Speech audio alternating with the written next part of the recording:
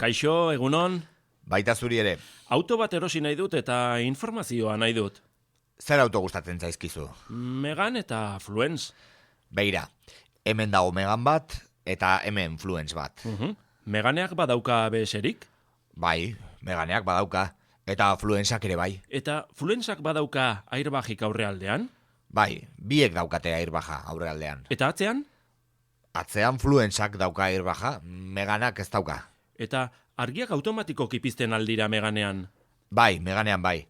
Baina Fluencean ez dira automatikoki pizten. Eta Meganeak badauka ispilu elektronikorik? Ez, Meganak ez dauka. Baina Fluenceak bai. Eta atzeko kristalak jasotzeko sistema elektrikoa? Ez, Meganak ez dauka. Fluenceak dauka. Eta erretzaileentzako kita? Hori Meganak dauka. Eta abiadura mugatzeko sistema? Hori biek daukate. Eta gurpilak puzteko kita? Meganak ez dauka.